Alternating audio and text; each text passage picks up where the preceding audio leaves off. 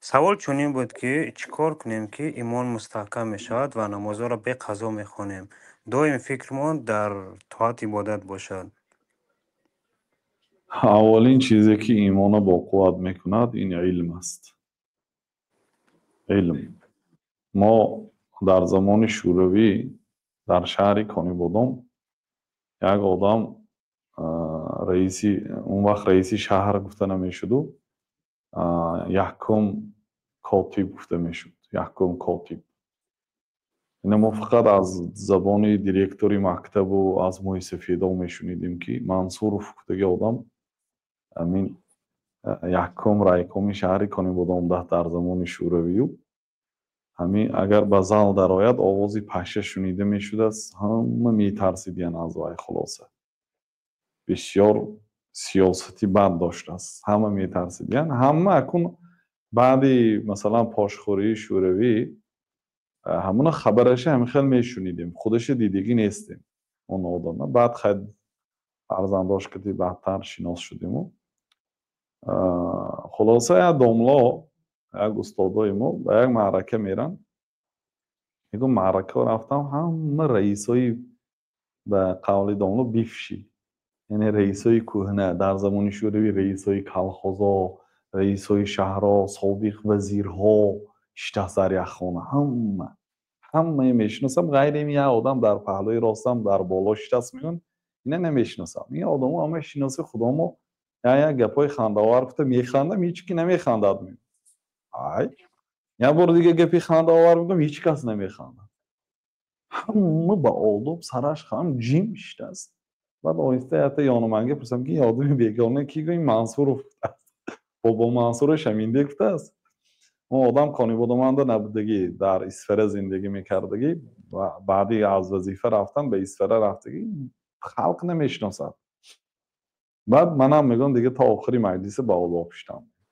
مقصد این که وقتی که آدم شناختید کی بودنشه علاکه آداب رعایه میکنید. ولله المثل الاعلی. الله تعالی مثال عالی دارد. اگر الله تعالی شناسید بعد از وی میترسید. اگر الله تعالی نشناسید پروا نکرده گناه های کردن میگیرید. حتی مثلا بعضی آدما میپرسد که همین گناه کبیره است یا صغیره. علما ممکن تو به گناه صغیره نگاه نکن، تو با کی گناه کرده ایستاده ای؟ نافرمانی از امر کی داری؟ همین مسئله رو نگاه کن. بنابراین یعنی علما گفتن که ما عصی الله الا بجهل به او بشرع. الله گناه کرده نمیشه مگرم به دو سبب: بجهل به او بشرع. همین آدمی گناهکار یا الله تعالی رو نمیشناسد یا شریعتش رو نمیداند. یعنی هر دوشم تنقیصی از علم است. علم نداره، الله تعالی میشناخت گناه نمیکرد، یا شریعتش میشناخت میدونست که کدام کار حرام کدام کار حلال نمیکرد، همین کاری گناه. یعنی برای دور بودن از گناه و برای اطاعت زیاد کردن و عبادت الله تعالی کردن ایمان در کار. برای ایمان را بقوت کردن علم در کار. بنابراین اولین آیتی که به پیامبر صلی الله علیه و سلم نازل شد اقرا، بخوان.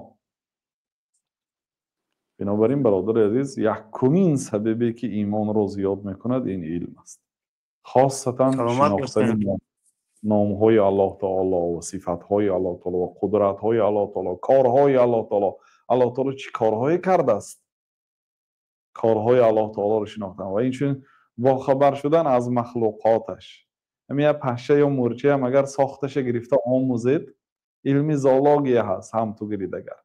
لیکن ما به بزرگی پشه یا به بزرگی مرچه قائل نمیشیم، ما به بزرگی سازنده این مرچه. بینید وقتی که یک سوره هست در قرآن به نام نمل، مرچه ها، سببش این که یک مرچه وقالت نملة يا أيها النمل ادخلوا مساكنكم لا يحطمنكم سليمان وجنوده وهم لا يشعرون.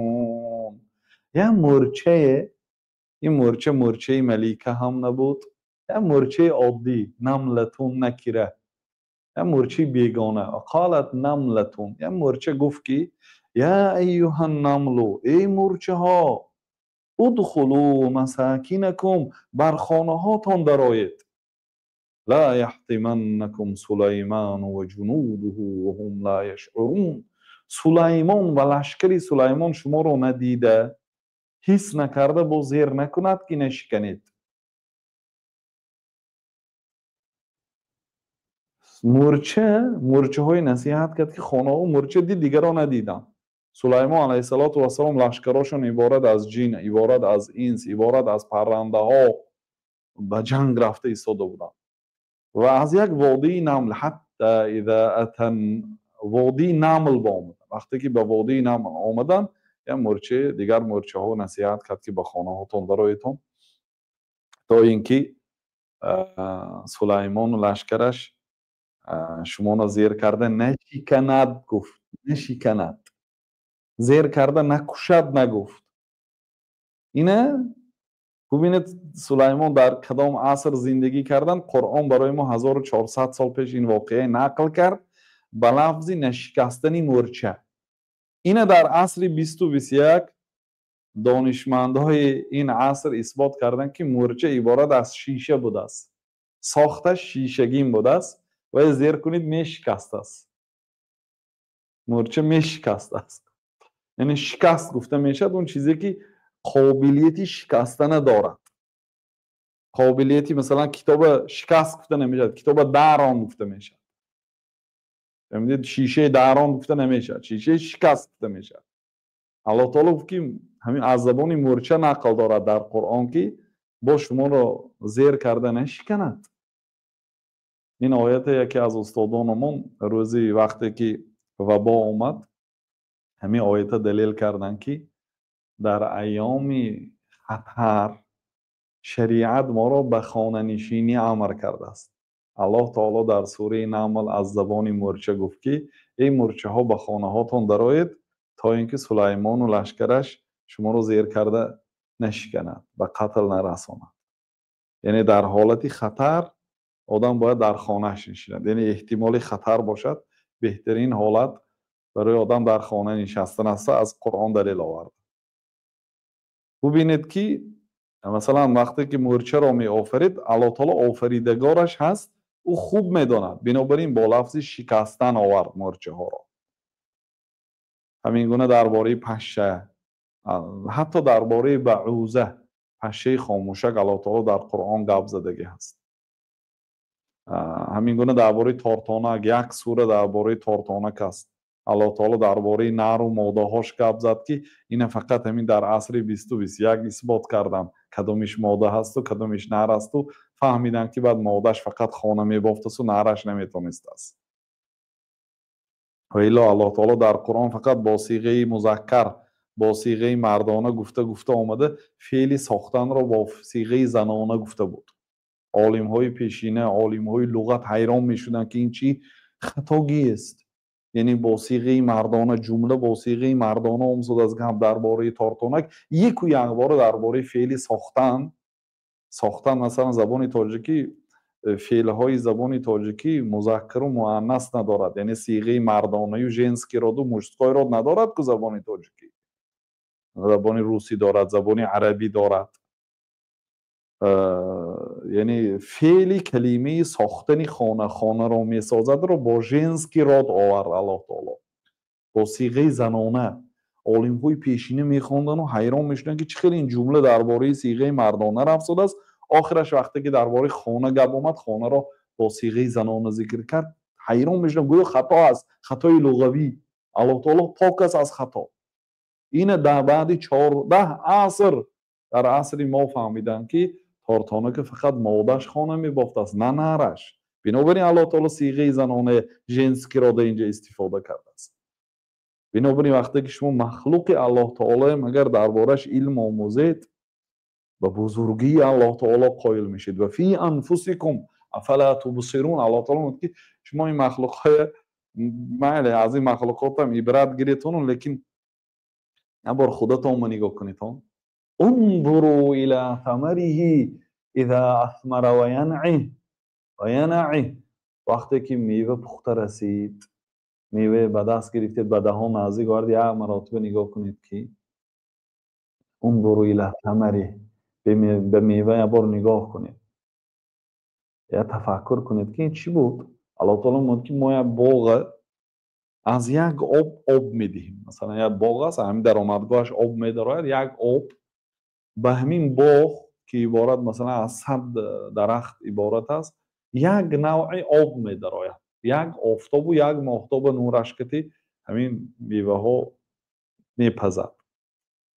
لیکن یک خود انار گرفت، در یک باغ است، در یک آب است، انار ترش است، انار شیرین است، زردآلوی سفید هست، زردآلوی زرد هست، سیب کبود هست، سبز، سیب سرخ هست، سیب زرد است، طعماشون هم گوناگون هست. به یک آب میدهیم، همین آب اصلا جریان آب به طرفی پستی میشه، لیکن ببینید که آب الله تعالی به بالا میبراید، به تنه درخت که آب میبراید به بالا، از همین آب غذا میگیرد و میوه های گوناگون در پیش شما پیدا میشه. یا مراتب به ساخت الله تعالی که فالق الحب و النوى، دانه ها را الله تعالی میکفاند، دانه را الله تعالی کفانده، از بینش زراعت میبرد، بعد اون یا زراعت معده یا که درخت میشه. دانه و دانکار رو کفانندش الله است. وقتی که میوه پخته رسیده به دستتان تیار میبیاد، شما بر تفکر کنید که این چه خیل آمد به این درجه، کی این خیل کرد. همین گونه اگر قدرت های الله تعالی، ساخت الله تعالی، خلق الله تعالی، نام های الله تعالی، صفات های الله تعالی اگر آموزید، هم محبتتان نسبت الله تعالی زیاد میشه، هم ترستان از وی زیاد میشه، هم او را بزرگ میشه، ایمانتان زیاد میشه، یعنی باوریتان زیاد میشه. حالا یه آدم اگر قرض پوسته بیاد، اگر دانید که همین آدم یک بار دوباره یگون کسی فریب کردگی و غیبتش شنیدگی هستید که همین آدم مشین کس نمیتید پوله، برای چی؟ برای که باوری ندارید که گشته میتید. یعنی باوری ایمان از همین کلمه تصدیق گرفته شده است. ایمان هم چه خیلی که از شما سوال دادید که چیکار کنیم که ایمان هم زیاد شود، یعنی باوریم به الله تعالی زیاد شود. تو حضرت ابراهیم دینه گفتیم که حضرت ابراهیم گفتن که پروردگارا رب ارینی کیف تحیی الموتى، الله برای من نشان ده که تو مرده ها رو چقدر زنده میکنی. گفت که اولم تو مگر تو باور نداری؟ گفت که بله باور دارم، ولیکن لیطمئن قلبی، لیکن تا اینکه قلبم آرام شد، امام بخاری میگه که تا اینکه ایمانم زیاد شود، معنی این گپش تا اینکه ایمانم زیاد شد، یعنی باوریم با زیاد شود. من باوری دارم، تو گفتی تو حق هستی، لیکن میخوام که با باوریم زیاد شود. بعد الله تعالی 4 پرنده کش گفت، کشتن، پاره پاره کردن، بعد فکر ثم ادعوهن، اكون دعوت کن به پیشت یاتینک سعی، هم از زنده شده دویده میبود. به چشمشان دیدن چیزی که خودشان کشته بودن، پاره پاره کردن، با زنده شده آمدنش. بنابراین خواهید که ایمانتان زیاد شود، علم و مختنده که این رقم 1 و همین قدرش کفایه است به امروز.